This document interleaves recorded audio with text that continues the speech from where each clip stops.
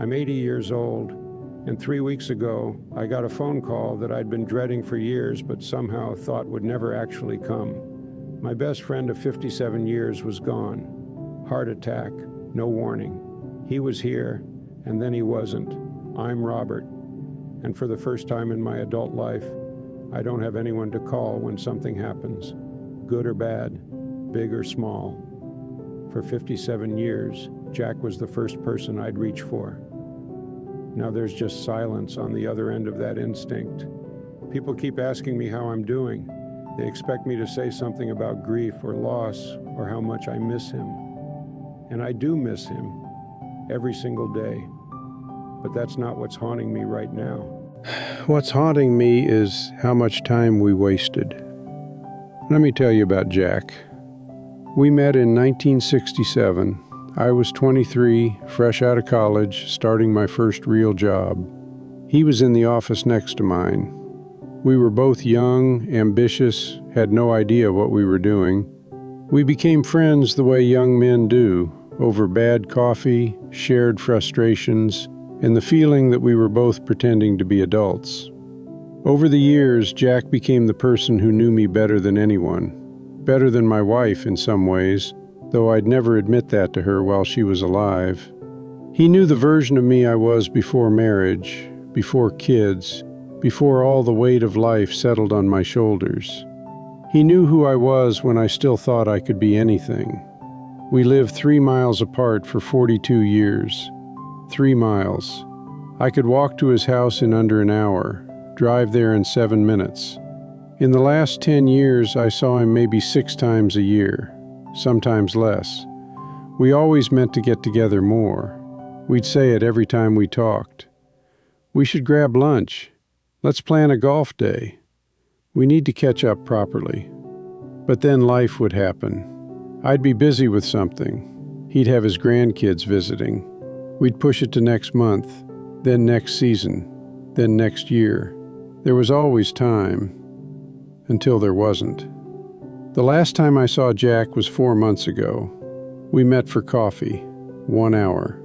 We talked about our health problems, complained about politics, laughed about something stupid we did in our 30s, and then we said what we always said. We should do this more often. I thought we would. I really did. 4 months later, his daughter called me, and I'll never have coffee with Jack again. Here's what nobody tells you about losing your oldest friend. It's not just that you lose the person. You lose the only other person who remembers whole decades of your life the way they actually happened.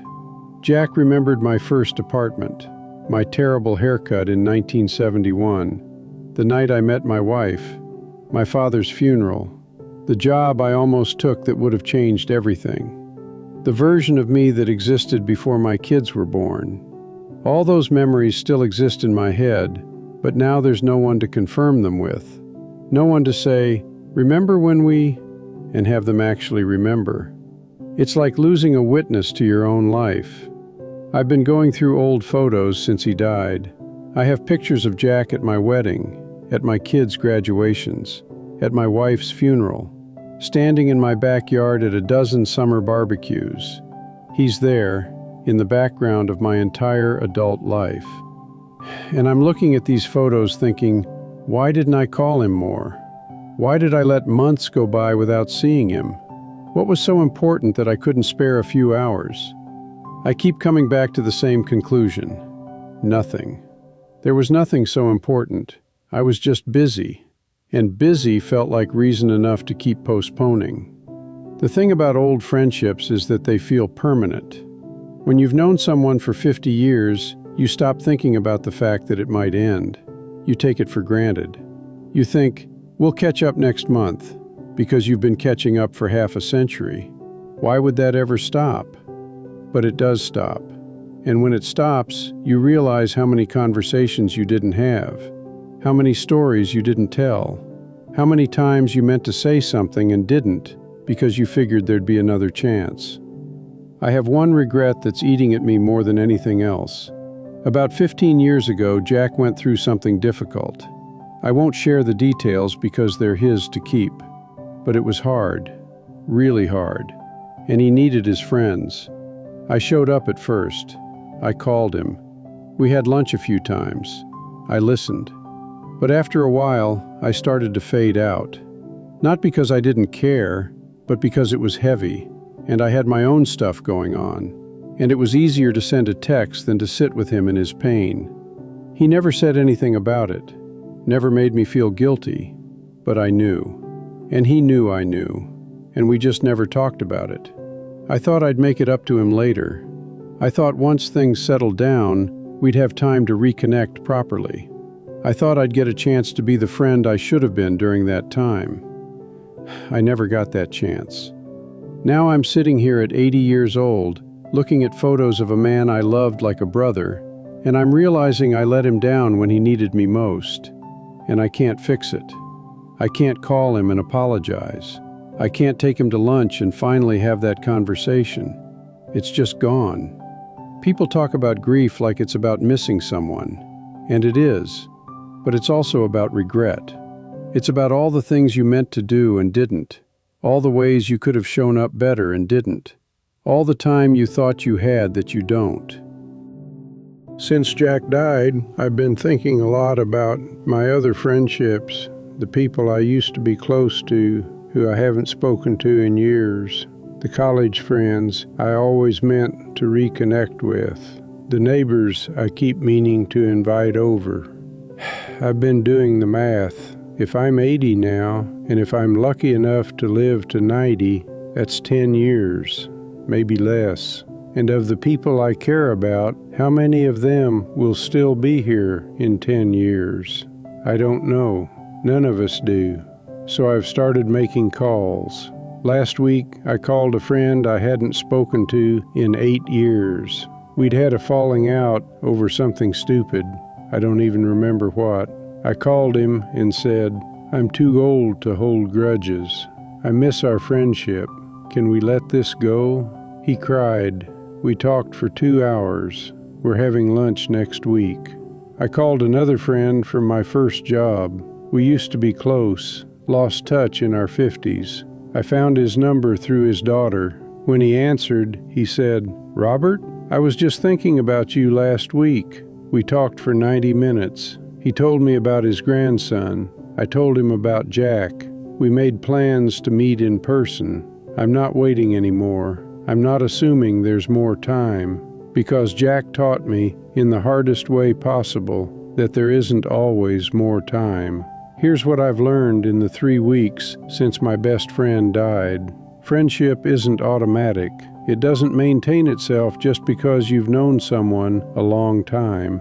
You have to tend to it. You have to make the call, send the text, show up, even when it's inconvenient, even when you're tired, even when life is busy. Because busy is just another word for I'm choosing other things. And if you keep choosing other things, eventually there are no more choices to make. I learned that being present during the hard times matters more than being present during the easy ones. Anyone can show up for a birthday party. Not everyone shows up when life is falling apart.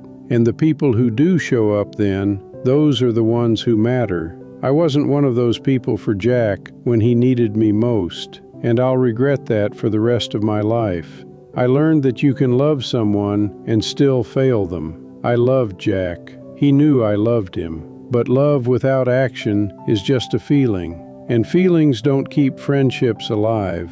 Showing up does. Being there does. Making time does. I learned that the last conversation you have with someone might be the last conversation. You don't get a warning. You don't get to know when you're saying goodbye for the final time. So you'd better make every conversation count. Say the things that matter. Tell them you love them. Tell them what they meant to you. Don't wait for a better moment. And I learned that regret is heavier than grief. I miss Jack. I miss him every day. But what's really crushing me is knowing that I could have been a better friend. I could have made more time. I could have shown up better. I could have had more of those coffee mornings. And I didn't. Not because I didn't care, but because I thought there was always going to be more time. There isn't. I'm 80 years old. Most of my old friends are gone now. My wife is gone. Jack is gone. My brother is gone. And the ones who are left, we're all living on borrowed time. So I'm not waiting anymore. I'm calling people. I'm making plans. I'm showing up. Not next month.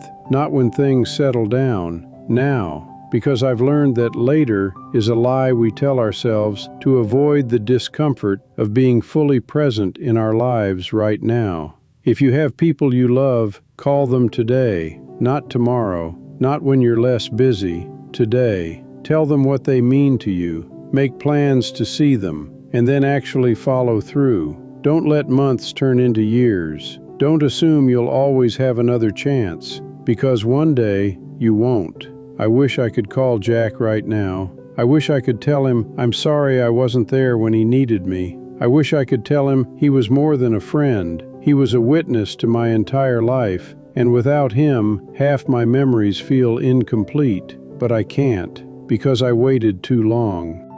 Don't make my mistake. Don't wait until someone is gone to realize how much they mattered. Don't let the people you love become ghosts before they're even gone, by treating their presence like it's guaranteed. It's not. I'm 80 years old, and I've learned more in the 3 weeks since Jack died than I learned in the 10 years before that. I've learned that friendship is a choice you make every day. I've learned that presence is a gift. I've learned that time is not infinite, even when it feels like it is. And I've learned that the pain of showing up and being vulnerable is nothing compared to the pain of realizing you didn't show up enough when you had the chance. Jack's funeral was last week. I gave the eulogy. I talked about all the memories we shared, all the years we had together, all the ways he shaped my life.